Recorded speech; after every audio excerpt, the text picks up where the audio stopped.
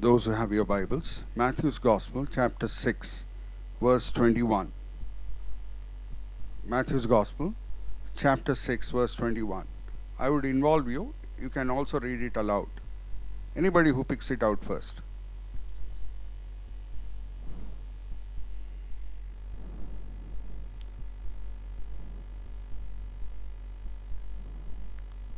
Yeah. Please read that.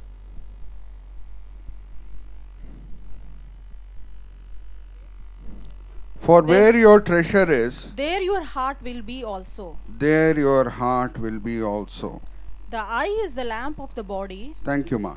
Where your treasure is, there your heart will be also. I hope your treasure is not in your 500 rupee notes and 1000 rupee notes now. Let your heart be on the Lord now, okay? Shall we look to the Lord in prayer? Father in heaven, once again, O Lord, we praise and thank Thee for this time which You have given to us to gather here in this holy sanctuary at this hour and to spend this time praising Thee and worshipping Thee. We have worshipped Thee with our singing. And now, Lord, as we are poised to worship Thee by meditating upon Your word, enable us to remember the fact that Your glorification at this time is more important than anything else. Towards this end, we commit each one of us into Your care, including myself. In Jesus' holy, precious name we pray. Amen. At the outset, I would like to praise and thank God for the opportunity which He has given me to bring forth His message to you, and my thanks to my dear brother in faith, Brother Peter Samuel, for giving me this opportunity of standing before you all and sharing the Lord's message. Dear friends, before I hit upon the topic which I have selected for our meditation, I would just like to take your attention to the fundamental truth in the scriptures. Why was man created? Why was man created? The answer to that is, we are made to worship Him. We are made to worship Him. And dear friends, worship is continual. It is not something which ends after praise and worship time. We ought to be in the spirit of worship even when we are meditating on the Lord's word. We ought to be in the spirit of worship even when we are giving our offertory. Until the time of benediction, we are all supposed to be in the spirit of worship. And dear friends, I would also like to draw your attention to Luke's Gospel, chapter 10, verses 38 to 42, wherein you see the account of two sisters of Bethany, Martha and Mary. You see Martha being very busy in the kitchen after having invited Jesus to her home. But what about Mary? There she is at the feet of the Lord, worshipping Him.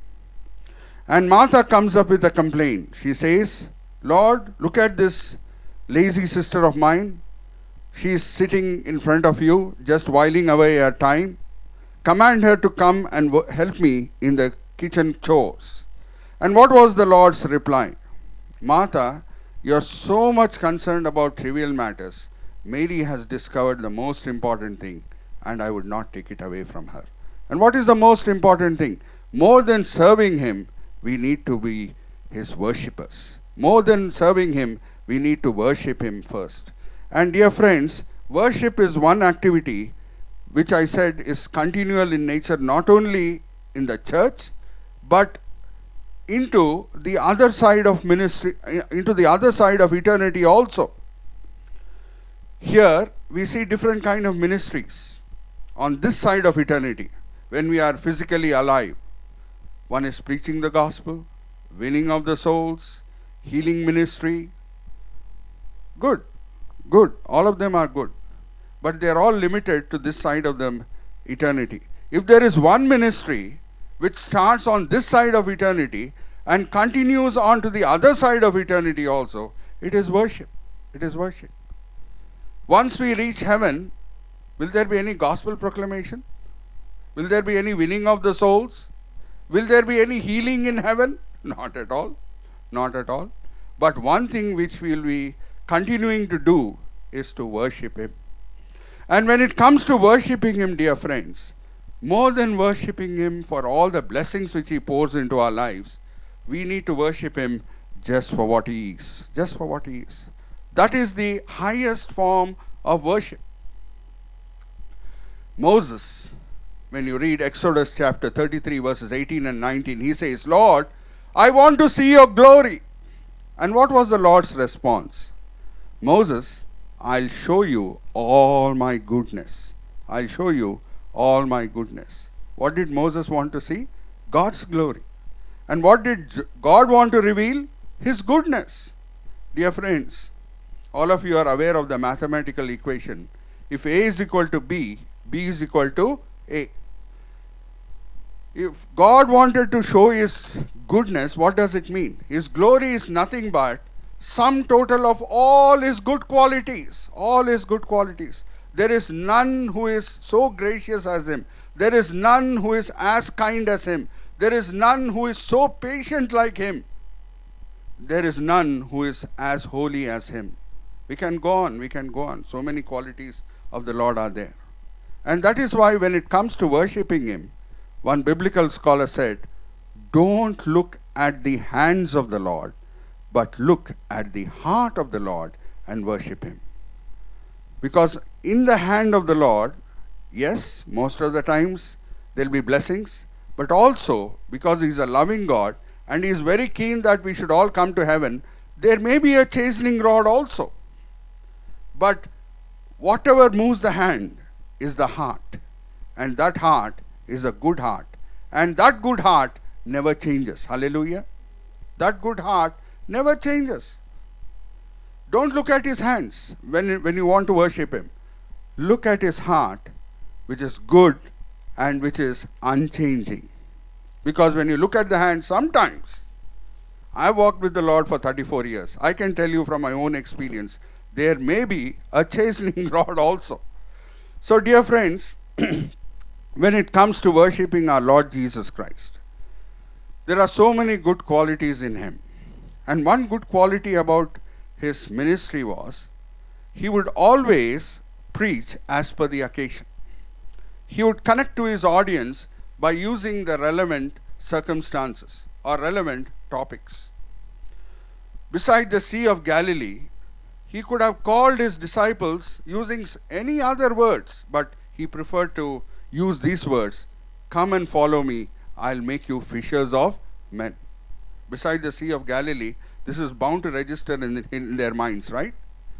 Similarly, beside the Jacob's well, when He's speaking to the Samaritan lady, you can read that in John's Gospel chapter 4. He says, I'll give you living waters. Then again, in Luke's Gospel chapter 13 verses 1 to 5, there is a breaking news of that time. There is a flash news. There was no TV9 in those days, no TV5, but in case TV9 and TV5 were there in those days, even this news must have been scrolling at the bottom of their TVs. Pontius Pilate had killed a few Jews, and Siloam Tower had fallen, and 18 people were dead. Dear friends, news reporting takes place by exception, not by rule. You know, if sun rises every morning, it is not news. If it doesn't rise only, it is news. It is sensational news actually. Similarly, if Godavari Express reaches Vizag safely, it is not news. If it meets with an accident en route only, it is news. If Siloam Tower had not fallen, it was not news. Siloam Tower falling is news. Similarly, if money had not been demonetized, if 500 rupee notes and 1000 rupee notes had not been demonetized, it would not have been news. It would not have been news, because this is something out of the ordinary. It's well-intentioned move. Apparently, it's a very well-intentioned move. It is intended to flush out all the black money out of the economy. It is intended to break the backbone of the terror operatives in Kashmir who are funding the terrorists using 500 rupee notes and 1000 rupee notes. I'm not getting into that subject, dear friends. But using that relevant topic, I would like to use an acronym.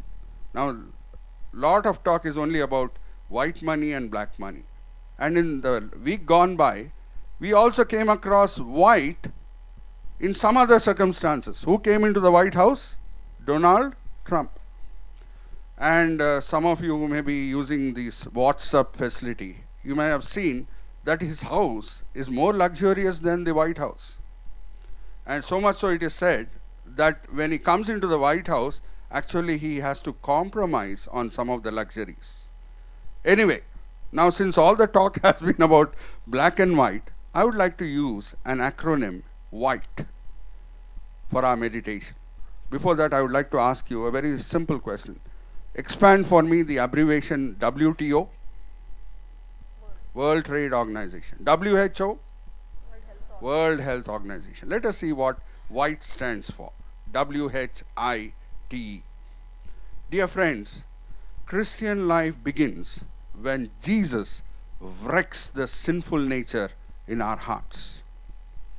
W stands for wrecking. W stands for wrecking. Romans chapter 6 verses 2 and 3. He has given a fatal blow to our sinful nature. When a sinner repents, when he asks Jesus to come into his life, Jesus wrecks or gives a fatal blow to the sinful nature we have all inherited from the fallen Adam. Bible says in Romans chapter 3 verse 23, all of us are sinners in need of a savior. It doesn't say only murderers are sinners. Bible doesn't say only adulterers are sinners. Bible doesn't say only liars are sinners. Bible doesn't say only thieves are sinners. It says all of us are sinners in need of a savior. Reason is, spiritually and genetically, we are all connected to the fallen Adamic nature. Who sinned originally? Adam. And by default, we inherit that nature. Now, are there any school students here? Can you raise your hands? Very good. Amma, what's your good name? Caroline. Very good. Give her a clap. She answered very well. In which class are you studying? Very good. Okay, let us hit the rewind button. Let's go back by, say, 8 years. Let us look at the time when you joined your UKG or LKG. Did anybody hold special classes and teach you how to lie? No. No teachers will teach us how to lie. No parents will teach us how to lie. How do we get that nature? Because all of us are connected to the fallen Adamic nature. Turn with me to Proverbs chapter 22 verse 15. Those who have your Bibles and also a mic in hand can read it. Proverbs 22:15. I think it is also displayed in the screen behind me. Proverbs 22:15. Yeah. Folly is bound up in the heart of a child, but Folly is bound up in the heart of a child. but the rod of discipline will drive it far from him. Listen to me very carefully. Folly is bound up in the heart of a child. Rebellion is bound up in the heart of a child. When a child is born, oh, he's so sweet and chubby and cheeky. We'll be squeezing his chubby cheeks. Good. But what about his heart? Bible says, folly and rebellion, in some other translations, are bound up in the heart of a child. Nobody teaches a child how to lie. Nobody teaches a child how to steal. Do parents teach? No. Do teachers teach? No. You tell a child, hey, your teeth will get spoiled if you eat too many cookies. The mother tells the child, you're eating too many cookies, my son. Stay away from the cookies. Half an hour, mark my words, half an hour later, in the kitchen there will be some sound. The little boy will be opening the jar of the cookies. Why? Because all of us have inherited that Adamic nature. What God asks us to do, we will not do. There is that rebellion in our hearts. And that is why Ezekiel chapter 36 verse 26, it says, I'll give you a new heart and a new spirit. I'll give you a new heart and a new spirit. Dear friends, listen to me carefully. In 1968, Cape Town, in South Africa, Dr. Christian Barnard performed in medicinal history the first heart transplantation surgery. He took the heart of a brain-dead girl. Her name was Dennis Darwell. She was 25-year-old. She was hurt badly in an automobile accident. She was brain dead. And her parents gave the doctor the permission to take the heart of Dennis Darwell and put it into the body of one person called Louis Washensky. He was a Jew living in the land of Poland. And that was when the first heart transplantation was performed. Dear friends, the sad news is, the recipient of the new heart, Louis Washensky, died after 18 days. Died after how many days? 18 days. But the new heart which Jesus gives to you, after wrecking the old heart, it leads you to eternal life. Hallelujah. It leads you to eternal life. But first, the old nature has to be broken. It has to be wrecked. Otherwise, the new nature cannot come inside. Here, all of us who are gathered here, how many of you would like to go to heaven? Raise your right hands. Very good. So we all would like to have a very nice, rosy, happy future in the presence of the Lord. If I were to ask you, how many of you want to go to hell? None of you will raise your hands. Good, good. But your future will change only if your nature changes here. Your future is dependent on your nature.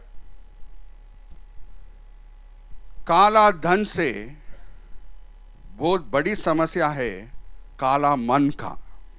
Is it not? Why has this problem of kala dhan come? Because all of us are born with a kala man.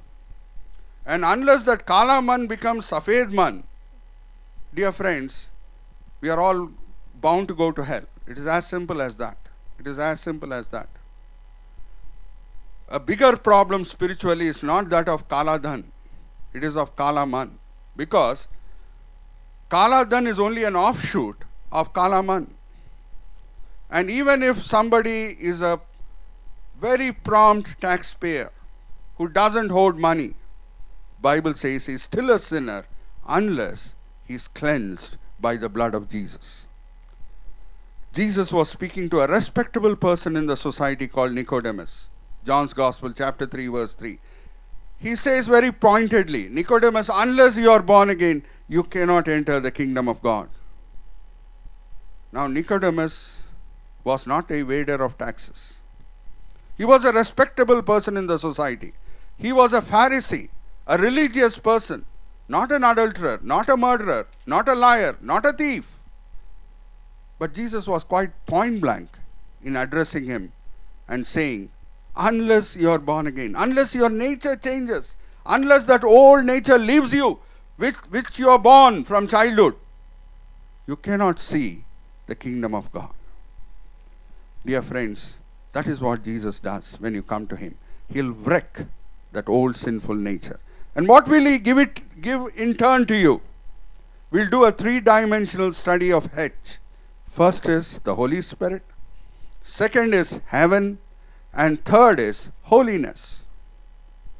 I will ask you at the end of my message what each alphabet stands for. So make a note of it. Okay? We'll do a recap at the end of my message. W stands for wreck. And a three-dimensional study we'll do of H. And H stands for the Holy Spirit, heaven, and holiness. Dear friends, again I'm turning your attention to Ezekiel chapter 36, verse 26. Jesus doesn't simply say, I'll give you a new heart. He says, I'll give you a new spirit. I'll give you a new spirit. And how does Jesus begin his ministry? By the Sea of Galilee. It is written in Matthew's Gospel, chapter 4, verse 17. With these words he began his ministry. Repent, for the kingdom of God is at hand. And what is this kingdom of God all about? We need to understand the scriptures by using the scriptures. You have to turn with me to Romans chapter 14, verse 17. It says, kingdom of God is righteousness, peace, and joy of the Holy Spirit. Kingdom of God is righteousness, peace, and joy of the Holy Spirit. What is the meaning of righteousness? Right relationship with God. Once you have that right relationship with God, once that old nature is gone, what comes inside is peace and joy of the Holy Spirit. Dear friends, Christian life, purpose is to mold us into Christ-like image. Once Jesus comes into your life, He doesn't come into your life to be just a resident. He comes to be the president. And also, He would like all His qualities to come into us. Those who have your Bibles once again, turn with me to 2 Peter chapter 1, verse 5 onwards. 2 Peter chapter 1, verse 5 onwards. Please read it out loudly. See, we are saved by faith. We enter the school of Calvary, as it were, by faith. But we shouldn't stop there. We need to imbibe other qualities. Amma, please read. For this very reason, make every effort to add to your faith goodness. Add to your faith. Look at my fingers, dear friends, as she is reading. Add to your faith. It is that faith which has saved you. And you need not stop there. You should not stop there. Add to your faith goodness. And to goodness knowledge. To goodness knowledge. And to knowledge self-control. To knowledge self-control. And to self-control perseverance. Perseverance. And to perseverance godliness. Godliness. And to godliness brotherly kindness. Brotherly kindness. And to brotherly kindness love. How many virtues we are supposed to add? 7. Where will you get this godly, Jesus-like patience, Jesus-like kindness, Jesus-like temperance, Jesus-like perseverance? Dear friends, there is only one way. Since last 2000 years, Jesus has been using only that way and no other way. How nice it would be if we can get all these virtues by attending a Bible college for 5 years. We would all line up, right? How nice it would be if it can be bought in the market. Millionaires like Bill Gates and Warren Buffett will dole out millions of dollars to get those virtues. There is only one way, and that is by consistent cross-bearing. Hallelujah. That is by consistent cross-bearing, by the power of the indwelling Holy Spirit. That is why the Holy Spirit is given to us. See, after we are saved, the purpose of God in our lives is to mold us into His Son's image. 2 Corinthians chapter 3 verse 18, it says, we are being molded into the image of Jesus Christ by the power of the indwelling Holy Spirit. How can we get all these virtues? It comes by consistent cross-bearing, by the power of the indwelling Holy Spirit. What is cross-bearing all about? See, I cannot bear the cross if a cross is 1 mile away, right? Are you all with me on that? The cross has to necessarily touch my shoulders. Otherwise, how can I bear my cross? Go home and read in 1 Peter. Peter says, there are 5 sources from which your difficulties will come. I'll bring out those 5 sources and then I'll ask you a question at the end of that. Be ready. The 5 sources from which difficulties come to a Christian or persecution comes to a Christian is from unsaved neighbors. I repeat, unsaved neighbors. Second, unsaved government. I repeat, unsaved government. Third, unsaved superior in your office or unsaved colleagues in your office. Fourth, unsaved family members. And fifth, unsaved former friends. Now the question is, what 2 similarities did you find in these 5 categories of people? First, they are unsaved. Second, they are very close to you. They are very close to you. You cannot escape from them. God in His sovereign wisdom brings them into your life. Hallelujah. He brings them into your life. Can you escape from your neighbors? From your government? Just because demonetization has started, will anybody leave India and go to Canada or USA? No way. Will you escape from your colleagues and boss in the office? Every day you have to face them. Fourth, your family members, your friends in your college or school, you'll have to face them day in and day out. They necessarily touch your shoulders. You cannot bear the cross if the cross is 1 mile away. It has to touch your shoulders. And God is not unfair, dear friends. He is fair. To bear the cross, he gives you the joy of the Holy Spirit 24/7. Nehemiah chapter 8 verse 10, it says, the joy of the Lord is my strength. It is 24/7. It is in these circumstances of pressure outside and pleasure inside that a Christian's character gets built up. I am using those words once again. Pressure outside and pleasure inside. There is persecution from outside. There is joy from inside. And it is in these circumstances a Christian's character gets built up. It is in these circumstances you start imbibing those virtues. Turn with me to Romans chapter 5, verse 3 onwards. Those sister with the mic can read it out. Romans chapter 5, verse 3. Not only so, but we also rejoice in our sufferings. We also rejoice in our sufferings. Because we know that suffering produces perseverance. Because suffering produces the godly trait of perseverance. Perseverance, character. Perseverance will lead you to character. And character, hope. And character leads you to hope. Hallelujah. Hallelujah. Turn with me to also James chapter 1 verse 2. James chapter 1 verse 2.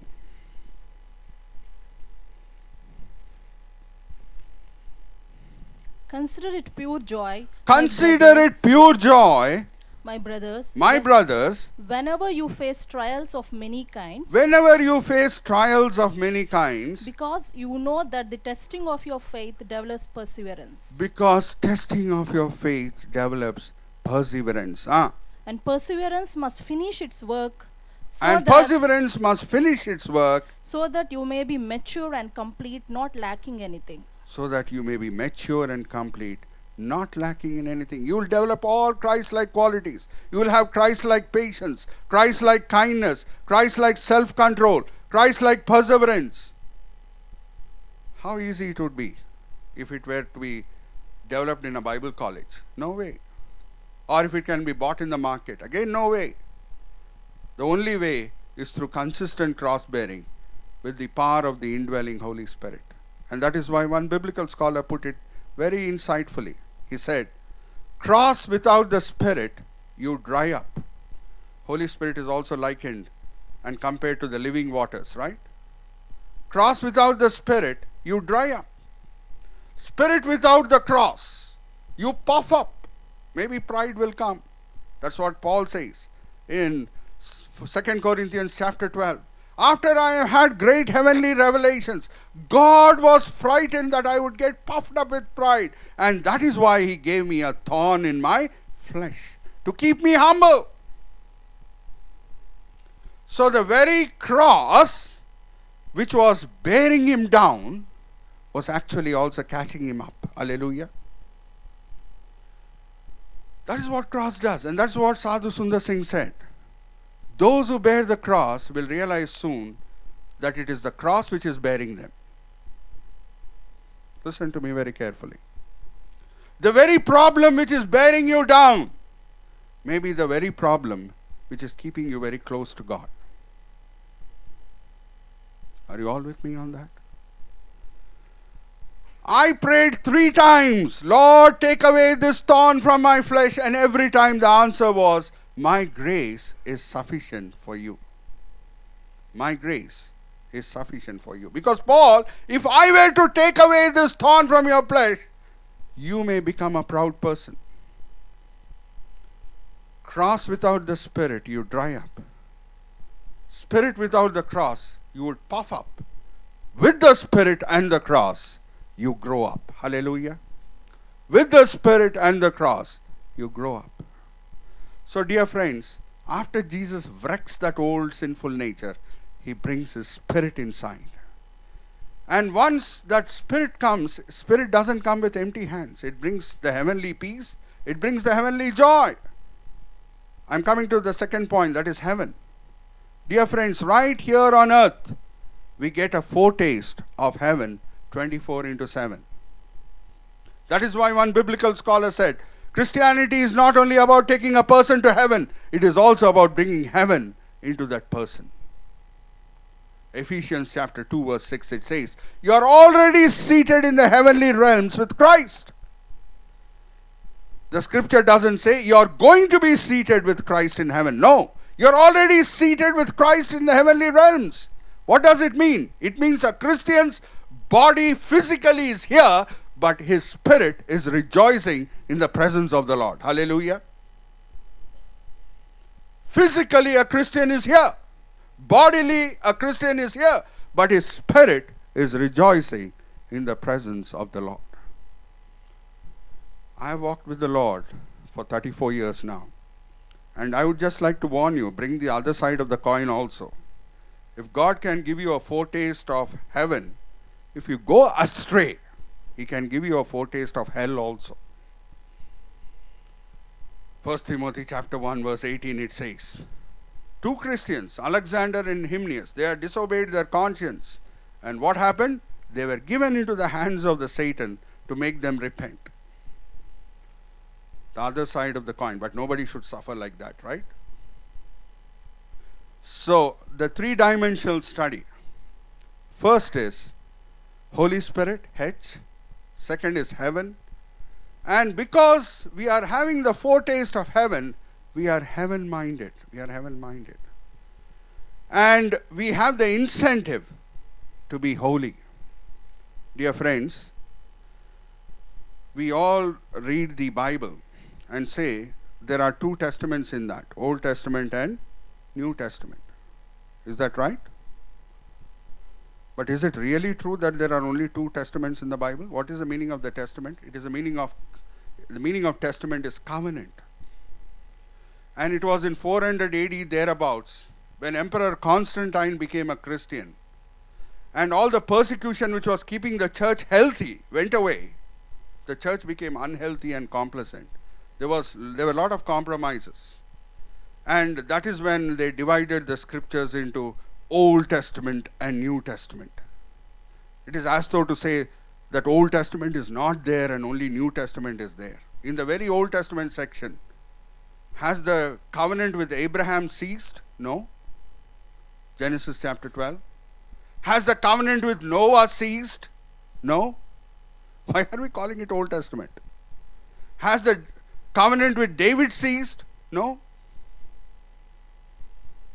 Dear friends, we need to call the Bible as scriptures before Christ and scriptures after Christ. Scriptures before Christ and scriptures after Christ. Now, there are two covenants in the Bible which cease to exist. One is the covenant which God made with Moses at Mount Sinai, and yet another covenant which preceded that. That is the covenant which God made with Adam in the Garden of Eden. That also was a covenant. Turn with me to Hosea chapter 6 verse 7. Please read that loudly. Hosea chapter 6 verse 7.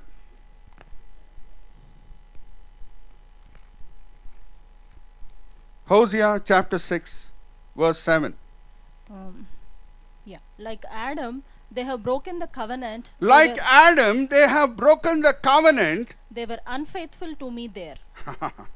Who is God referring to? The people of Israel. Like Adam. See, that means God had a covenant with Adam. Like Adam broke the covenant, these people have also broken the covenant. And listen to me very carefully, dear friends. There is a difference between a covenant and a contract. Even though they may look on the surface as synonyms. No. Contract is always between two parties of equal stature. It is an agreement between two parties of equal stature. I have the land and the building contractor has the skills to build a building there. We enter into what is called a contract. But a covenant is always between a party of a higher stature and a lower stature. You can compare marriage to a covenant. Physically stronger husband promises in the presence of the Lord to take care of the weaker vessel, his wife. Similarly, the relationship between father and children can be compared to a covenant, higher stature and lower stature. Why am I bringing all these details here? The reason is, there is a similarity between the Adamic covenant, the Mosaic covenant, and the covenant which God has entered into with us as Christians. To maintain the covenant and the right relationship with the Lord, all Adam had to do was to stay away from the forbidden fruit. If he were to eat the forbidden fruit, he would lose out on the relationship with the Lord, and he would lose out on the Garden of Eden. What is Garden of Eden? Virtually a little heaven on earth, right? Now let us come to the Mosaic covenant. If they were to obey the Mosaic covenant, they would have the right relationship with the Lord, and they would have also virtually a little heaven on earth, that is the promised land, land flowing with milk and honey. I have been there. I can speak with conviction and authority how fertile a land it is. We have seen pomegranates of this size in India. You will see a pomegranate of this size in Israel.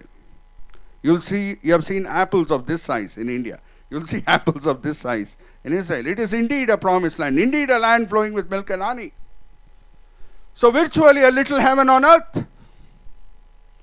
So when Adam broke the covenant, what happened?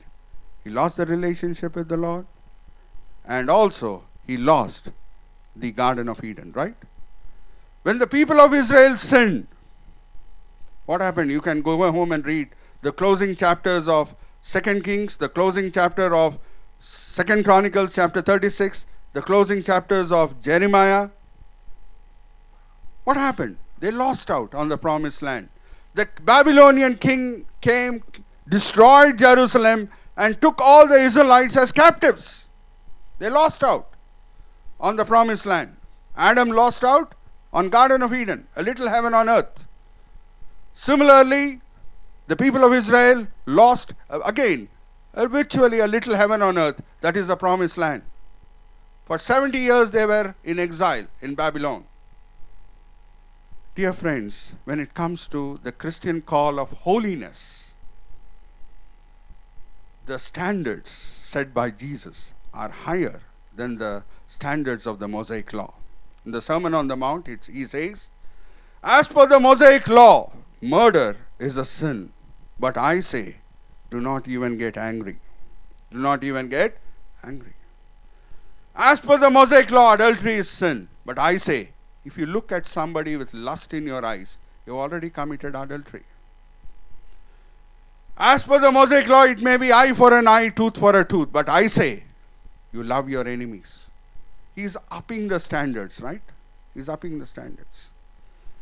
So, if God had given Garden of Eden as an incentive to Adam to obey, if God had given the promised land to the people of Israel as an incentive to obey, what then is my incentive to obey these higher standards, to rise to these higher standards which are heads and shoulders above the law of Moses?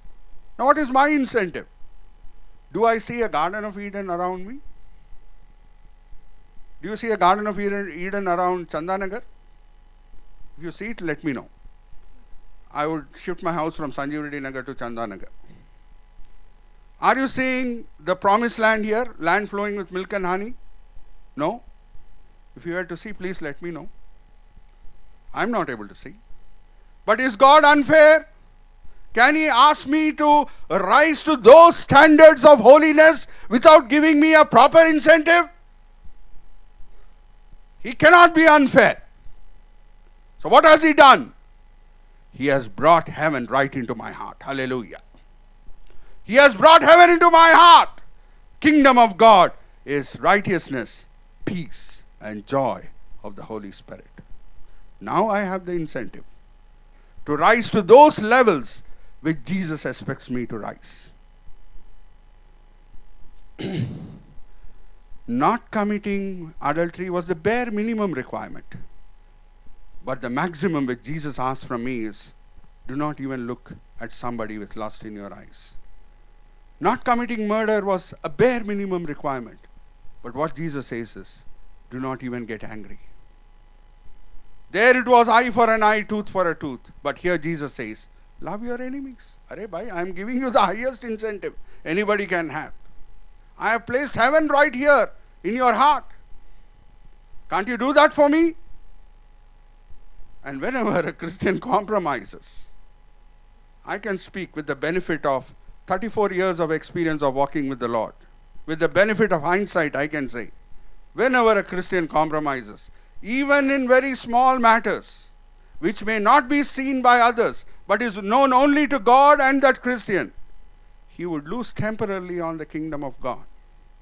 He would lose out on the comfort and the joy of the Holy Spirit. And unless he repents, that joy and peace would not return. Are you all with me on that? Dear friends, first is Jesus wrecks that sinful nature. And the three-dimensional study of H is Holy Spirit, heaven, and holiness. And since we are heaven-minded, we come to I. That is investment in heaven. Investment in heaven. Matthew's Gospel, chapter 6, verse 21 onwards, it says, store up your treasures in heaven, where no moth can destroy, where no thief can steal. No moth can destroy, no thief can steal. No problem of demonetization there. You will not lose the value of your investment there. Dear friends, God was feeding the people of Israel faithfully in their wilderness journey with the needed manna for the day. How much they wanted, he knew. How much they required, he knew. And he would give them just as per the need for the day. And the explicit instructions were, Exodus chapter 16, verses 13 to 20, explicit instructions were, do not store up anything. Because I know your needs. I'll provide for you faithfully day by day. And again, going back to the news factor, it is news only when Israel obeys God. It is not news if they disobey, because always they will disobey him. Okay? What did they do? The Bible says they stored up manna for the next day. And when they went near that manna which was stored up in their tents, what did they find the next day? It was infected with worms and maggots, and it was stinking. It was stinking. And the same manna which was preserved in a bowl and kept inside the Ark of the Covenant, in the Holy of Holies, in the tabernacle, it was constant. It remained fresh for 500 years. Hallelujah.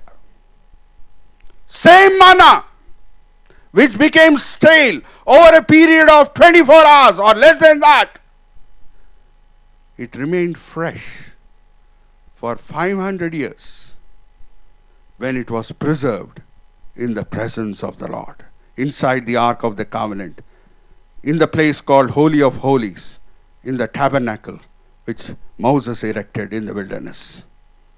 Amazing, is it not? Dear friends, what is investment in heaven all about? It is not a case of one person telling God, Lord, this is my monthly salary. I will throw it skywards. Whatever you want, you catch it. Whatever comes down is mine. No. Investment is one-way traffic. James chapter 1 verse 27, it says, the real religion without any stain or blemishes is helping the orphans and the widows. Why orphans and widows? Because they cannot help you back. As simple as that. If you are helping orphans and widows, you are doing it purely for the love of God and for the love of men. It's as simple as that. You love them, you are helping them. Not because of any selfish need. Not because you have a selfish agenda of getting some help from them in the days to come. Similarly, you give to servants of God. After a few months, will you come to a pastor and say, Aygaru, 5,000 రూపాయలు నేను ఇచ్చాను కొన్ని నెలల క్రితం తిరిగి ఇవ్వండి? Will you tell that? No. Dear friends, when you go to heaven, you will realize how much you have invested there. It would not come back to you here, right here on earth. God takes care of your needs. He will not give you what all you want. He will give you what you need. Hallelujah. I may want to drive a BMW car, but he tells me, Suresh, to prevent back pain from affecting you, I'll give you a Maruti Alto. That is enough for you. Dear friends, listen to me. Investing in heaven means you are investing in those people who cannot pay you back. Orphans and widows. And then we come to the T part of the acronym WHITE. What did W stand for? WREC. What did H stand for? Holy Spirit, Heaven and Holiness. What did I stand for? Investment. We come to T. We'll do a two-dimensional study of T. One is tithe and another is target. Dear friends, you have to give to the charities, fine. You have to give to so many other wonderful Christian ministries, fine. But never at the cost of tithing in your local church. Never at the cost of tithing in your local church. Whatever you do should be over and above the tithe which you reserve for your local church. Many years ago, when my spiritual maturity was very less, as brother introduced me, I was working in Indian Oil Corporation. I took a fat tithe amount and went to a very wonderful Christian ministry. And I told that servant of God, I have brought this tithe for you. You know what did that servant of God say? I'll never forget that experience in my life. He said, Suresh, don't give it to me. Go to your local church where you are being nurtured in faith. He did not accept it. He did not accept it. Dear friends, you cannot eat in Udupi Hotel and go and pay your bill in Taj Hotel, can you? Where you are being nurtured, there you have to pay your tithes. You would have seen from my message now, I'm focusing mostly on money, right? Because that is something which is fresh in our minds. Out of every 8 verses in Luke's Gospel, Jesus speaks about money. 11 out of the 51 parables you will find in the 4 Gospels, they are related to money. Hallelujah. Money will bring out how close our relationship with the Lord is. If you look at money as the source of your security, you are on a very weak wicket. Your source of security should be the giver of money, that is God. Hallelujah. And the second aspect of T is target. Be focused on what God has called you to do. Some of you, God would raise as His servant. Say amen. So if God has called you into a particular line of ministry, say evangelism, like Dr. Billy Graham, wherever he goes, wherever he addresses, there are huge crowds. People have said, why don't you set up churches? But he said, my call is evangelistic, not to be a pastor. Similarly, if God has called you to be a pastor, be faithful to your calling. And similarly, dear friends, if God asks you to start any socio-spiritual activities, there are some wonderful ministries which also have hospitals and schools. Let those socio-spiritual activities be supplementary to your ministry. Let them never substitute your main ministry. Hallelujah. Because Satan is a big trickster. He will take these socio-spiritual activities of schools, colleges and hospitals, and he will say, oh, you're getting so much of money because of this. Concentrate on this, which is a goose laying golden eggs for you. Then what would happen? You would lose out on your focus on the main target, that is spiritual in nature. Are you with me? So always have the right target. Let your eyes be focused on the right target. And finally, dear friends, we come to E. We'll do a 3-dimensional study of E and I'll close. He has given me time up to for 1 hour. Okay, I still have 10 minutes. First E stands for evangelism. Jesus has not called all the Christians to be preachers. Please understand this. He has called all of us to be witnesses first. He has called all of us to be witnesses, not as preachers. What is witnessing all about? It should have two components. One is a BC and an AD experience in your life. When Jesus was born, the human history got divided into BC and AD. Similarly, a Christian should be able to say, before Jesus came into my life, I was like this. And after Jesus came into my life, I became like this. That is the first component of your testimony. The second component of your testimony is the length, breadth, width, and the depth and the height of your relationship and commitment to the Lord. People should be able to observe what kind of a deep relationship you have with Him. St. Augustine of Hippo, a great saint of the 5th century, you know what he said? Jesus is most glorified in my life when people observe that He is more precious to me than all that life can give or death can take away. Not when I am preaching. Preaching is a good activity. Not when I am doing ministry of, say, healing or helping the poor. That is also a good ministry. But Jesus is most glorified when people observe that He is more precious to me than all that life can give or death can take away. Dear friends, whenever you go out into the marketplace, you will find two groups of people. One group of people are those whom you meet often, daily, right? Your office colleagues, your co-students, your business partners, your family members. How do you evangelize there? Simple. They already know that you have accepted Jesus. Now your lifestyle should do all the preaching. That is why one great biblical scholar said, preach the gospel at all times, use words only when necessary. Galatians chapter 2 verse 20. Paul says, I am not living. It is Jesus who is living through me. That will have a profound impact on those people who are observing you day in and day out. The second group of people whom you come across are the people whom you may be meeting only once in your lifetime. Those who are traveling with you in your bus journey, plane journey, train journey. Those who may be sitting beside you in the barber shop for, say, half an hour waiting for their turn of haircut or beauty parlor.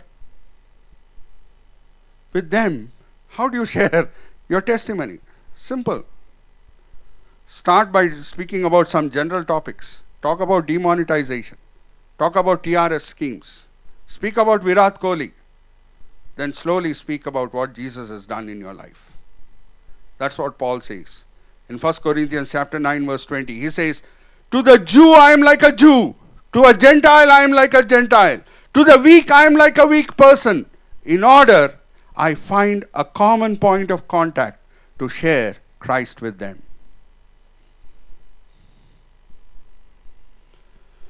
That is the first part, evangelism. Second is, dear friends, expectation. Expectation. Titus 2:13 it says, we all have the blessed hope of Jesus coming, rapturing His church and taking us all to heaven, right? Do we have that eager expectation? Are we seeing signs all around us that Jesus is going to come soon? 2 Thessalonians chapter 2 verse 7, it says, signs of darkness are already at work. Jesus said in Luke's Gospel chapter 17, just before I come, the days of Noah shall return. What were the prominent sins in Noah's time? Genesis chapter 6 verse 12 it says, violence and corruption. Violence and corruption. What do you see in the media nowadays? Violence and corruption? Bomb blasts everywhere? Terror attacks everywhere? Gang rapes? What are all this if they are not signs of violence? Entertainment media is also influenced by all this.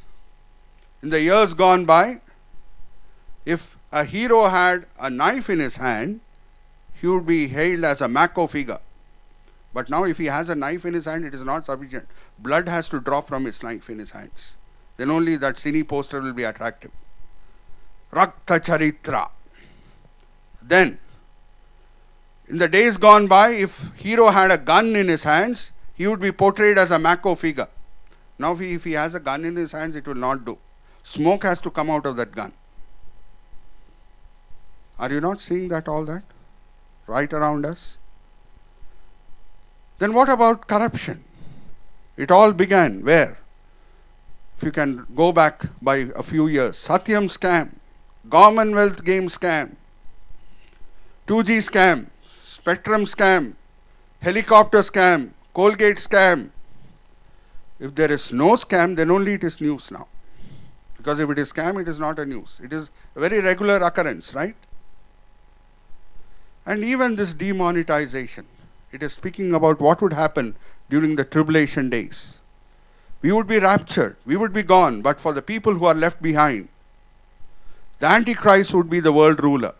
And he would bring a universal scheme. Unless you take a chip in your hand or on your forehead, even groceries will not be given to you. It will be an overnight decision, saying he has the welfare of all the world in his mind. See, if you bring any welfare scheme into the society, you cannot forcibly push it down anybody's throat. You will have to tell it is for your own good. And during the tribulation time, let me tell you, dear friends, Revelation chapter 6, if you read, when the third seal is broken, there is famine, there is drought, there is food shortage all around. And he will bring this chip saying, I have the needs of the universal world in mind. The food shortage is there. I would like to ration it. I would like to know how much each house is consuming. I would like to know how each family is consuming. I would like to know how much each individual is consuming. I would like to maintain all the records. You will have to take this chip. I would like to flush out black money. That is why I am bringing this demonetization scheme. Does it ring a bell? It rings a bell.